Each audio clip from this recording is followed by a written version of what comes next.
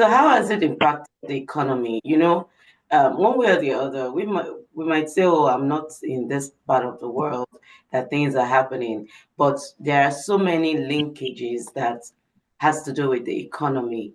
We know that now, take for instance, Nigerian Naira is you hear Naira has been devalued. It's no longer news.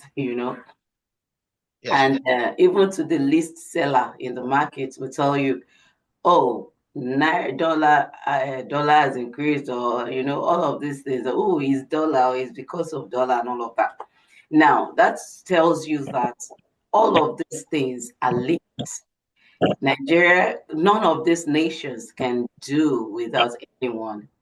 The same Yeah. way Nigeria is, exporting fuel, it's the same way maybe Russia is exporting grain to another part of the world, and Israel is, there's just this linkage. We talked about African Union. We also African Union, I beg your pardon, and we also have European Union, and then there is BRICS now. There's just so many things. Like everyone, all of us are intertwined. There's just something that we get from one another. How do you, or has this impacted the economy, as using your own point of view from where you are coming from to share the experience because you know better? Oh, yeah, thank you very much. It has affected us drastically because normally the economy should have been improved more than this. It's like, let's go back to the years where COVID-19 happened. I think that was 2020. We would be a liar to say COVID-19 didn't affect us negatively, but that was a way we could overcome that challenge, and thanks to technology and all. And that was something good for people. And right now in the world, I think war is something we would only know the beginning, and some of us will never know how it's going to end. So right now, it's affecting every country. And I think it will leave it because China being good in technology, every other countries we depend on what we don't have. I expect you to give me what you don't have, and I give you back what I have, or probably pay you for your services. And talking about Naira, if I can't, because the economy is bad, it's affecting every other countries. I don't want to think it's only Nigeria that's been affected by It inflation. got you right in this part of the world, right? I think I was talking to somebody in Nigeria, and the person said, "Oh, it's not as bad as it is in Nigeria." So meaning in US is better, because when I say, oh, we also have issue of economy, because what you used to buy, maybe what you buy for like $2 or $1, and it comes with like six, seven, has been reduced to just two. So we have the same issue. Like there is something like that. We have that challenge, but the first one was like, oh, it's not as bad as it is in Nigeria. And I'm like, okay. The only difference is the exchange rate. You understand? So because if you were here, you also feel it like, oh, this thing is expensive, right? So it's the same thing everywhere. Things have moved because we know how it was. Even this fuel that you're talking about, the gas, it wasn't like this. Now it's high. At least to them here, it is high. Maybe to you in Nigeria, because by the time you convert that amount of money that you're buying the gas, it's much more than the amount of money that you're using to buy your own. So people might not understand, but it's still the same thing. The only difference, okay, maybe we say we have an accountable government. That's why I said it's global, it's general. Every country is experiencing inflation in one way or the other. It's just the way they are cushioning it that makes it look as if it's kind of better in some parts and not Yeah. better in some other parts. Mhm. About gas, talking about everything. I think here in Nigeria, we started using CNG and all and different all sorts of things. But when you talk about gas, I remember at some point here in Nigeria, people were scared to use gas, and we were filling gas 3 kg, maybe 300 naira. If you're going to fill 3 kg right now in Nigeria, you're going to have to have like 1/8 as maybe 2001.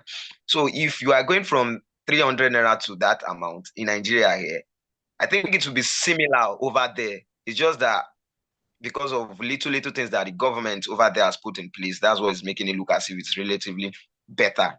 Yeah. So I buy into your point, man. And I think that's the truth. And so that's why we need to look at the bigger picture in making things better for ourselves in the world, not just because of I'm a Nigerian, you're an American, or you are from Togo, or you are from any part of the world. We just need to start making the world a better place for us. And rather than leave everything to the government, we should also try as citizens to look into what we could do for the country. An example is Aligo Dangote. He's just not just leaving everything to the government. He tried to solve a problem and he's going to get paid for it. But at least he's solving something. So we should look inward as individuals to try and solve our problems and provide solutions to them and probably get paid for it because nothing comes free in the business world. So, but the sole objective is just make sure you create solutions and not just leave everything down to the government. So, like I said, let's just make the world a better place and let's stop the fight and the war.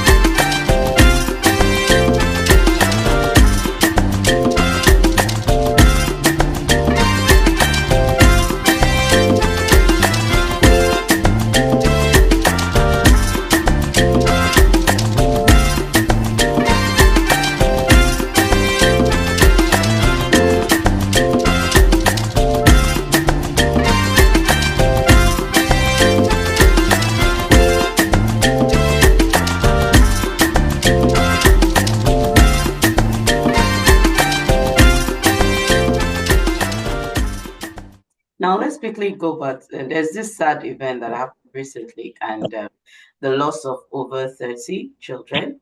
That's really terrible. But would we say that is also out of hunger? And the fact that the convener of the event, you want to do something nice, and it turned out to be tragic. Nobody prayed for that. They did not envisage that. Now, what is the place of the parents or guardians of the children that were being thrown over the fence just because of maybe just a bag of one small bag of gift items?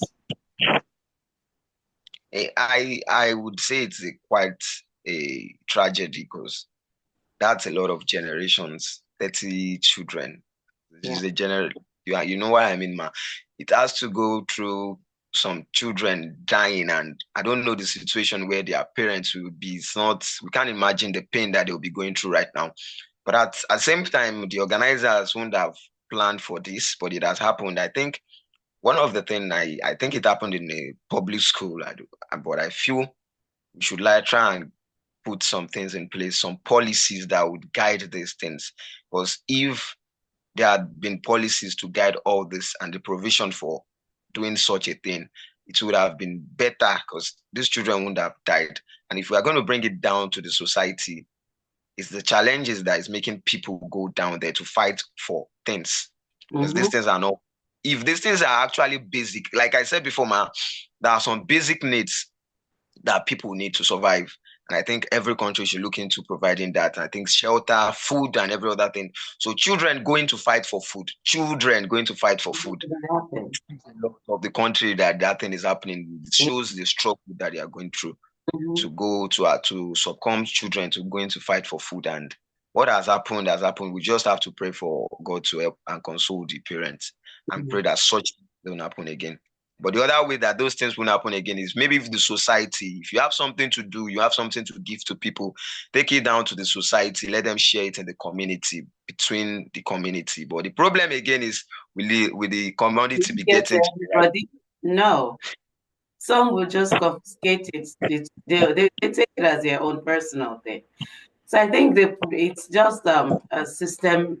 Yeah, it's just a problem that has been, and there is no other way. If I tell you, no matter what, uh, if you try to put things in place, even you have a whole lot of security, but you can imagine that crowd, they can overpower the security.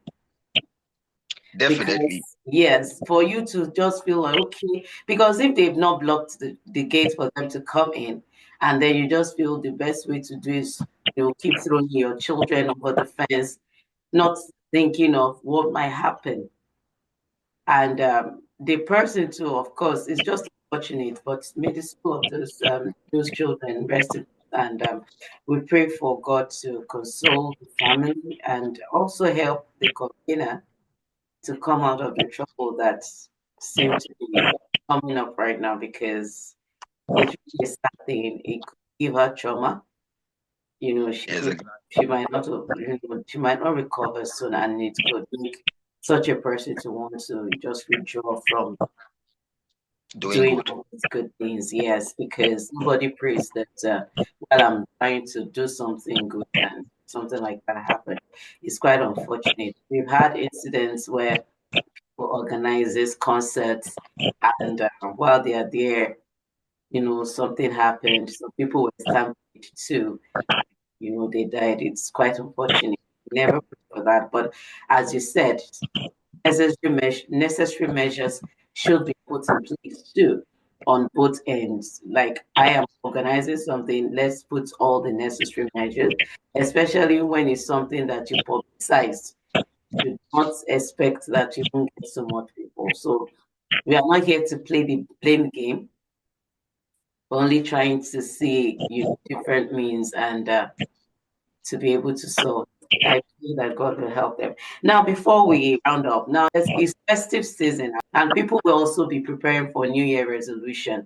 And we know it has always been that people say, "Oh, this is what I'll do in the New Year," and just within first few days or first few weeks of the New Year, people make that resolution, and afterwards they slide back. So, in your own case, what's your plan for the New Year? Oh, I stopped being carried away by New Year resolution. So what I do is I write down what I have in plans and where I expect I ought to be next year. Like in the year 2025, I want to be in this position. So I take it bit by bit. I'm not being overwhelmed by the end goal. So I tend to take it bit by bit. Though, yes, I have a New Year resolution, but I'm not trying to get it all accomplished in one day, in just 2 months, in 3 years and all, in 3 months and all. So talking about New Year resolution, I won't say I'm a big fan of that, but I do that because everybody makes evaluation. You have to evaluate yourself, whether it's a new year, new month, or a week. Every day you need to evaluate yourself. Wake up in the morning. What am I supposed to achieve? What am I supposed to do today? Okay.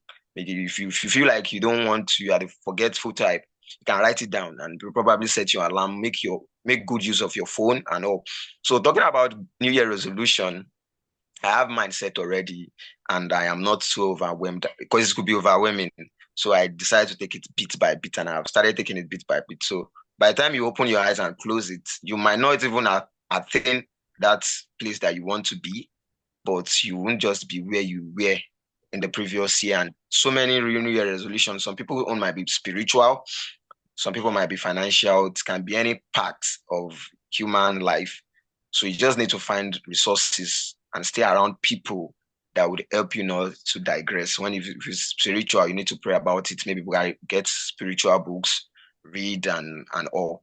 So talking about New Year resolution, I want to encourage people to just take it easy on themselves, and we are permitted to fall and maybe rise again. Not maybe, you just have to rise, because if you don't rise, then you are not going to attain your goal. So just falling and standing up should be the thing you look up to. And just write the vision and make it clear. Yeah. That's what I want to say. Thank you very much. So let's wish our people Happy New Year, because probably we will be in the new year already when this will be this part will be on. So say something to your people, your viewers, your friends. Wish them the best of the year, as I wish them too. All right, everyone. I want to wish you Merry Christmas and Happy New Year.